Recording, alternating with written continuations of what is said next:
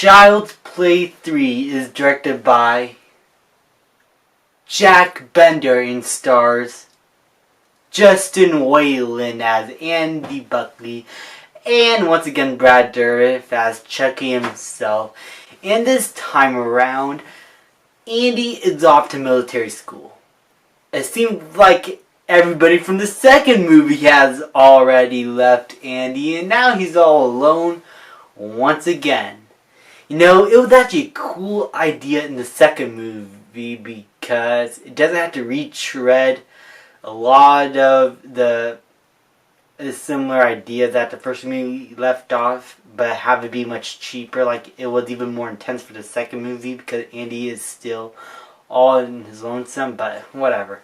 And he is surrounded by a group of kids that are trying to train through military school. Chucky is resurrected by his blood poured into some stuff where in the abandoned factory in which the second movie's final battle took place in. And that blood turns the stuff inside, I guess, into the new Chucky doll. Okay. Now they're overcomplicating his resurrections now. In the second movie, it's just that they rebuilt the same doll. It's simple as that. But here, it gets complicated. And that's not really a good sign now. So, that out of the way, Chucky's resurrected. And he finds the guy in charge of making the Chucky dolls, kills him, and uses his computer to track down Andy Buckley. And once he arrives at the military school, he doesn't come across Andy. Instead, this random little kid that had the Chucky doll.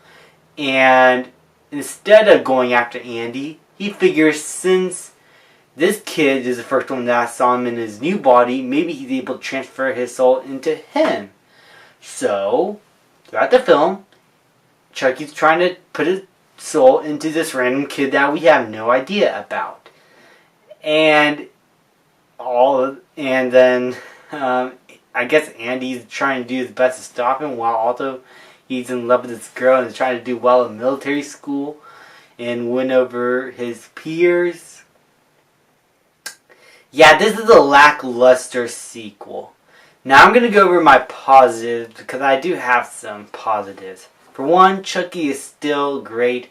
Still has some memorable kills, but not as many as the first two films. Like, the trash compactor scene was pretty cool, and Chucky's death was very gruesome, but other than that, there isn't anything here that stands out to me as memorable.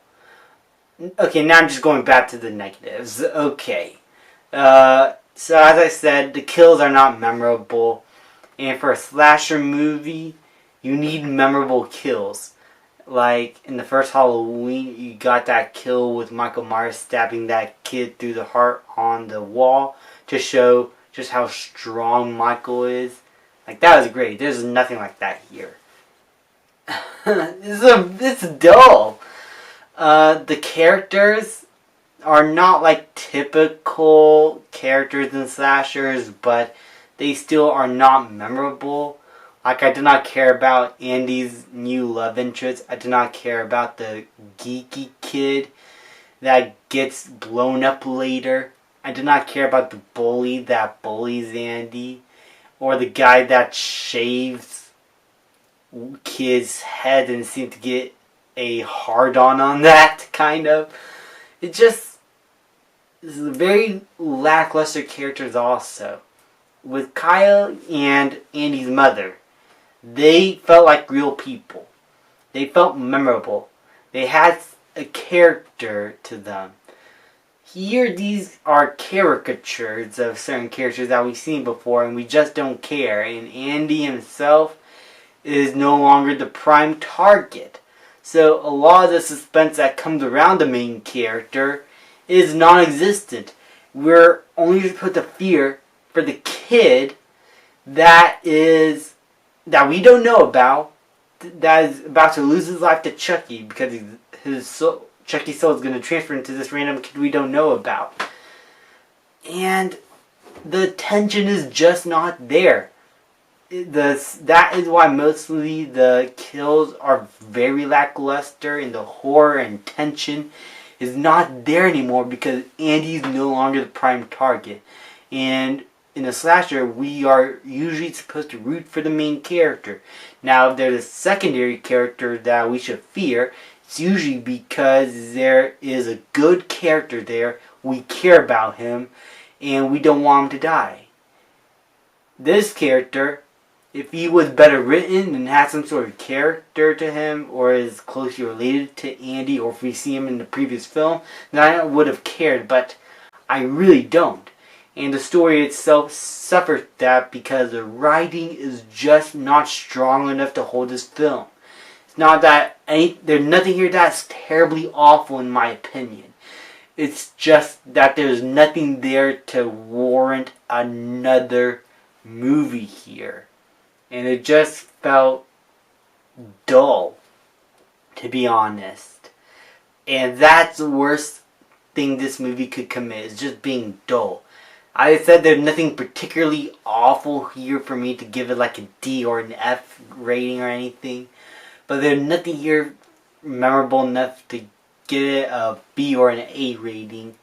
This is probably the weakest of the Chucky sequels in my opinion. And this is the point where the Chucky series starts going downhill until they went straight to home video.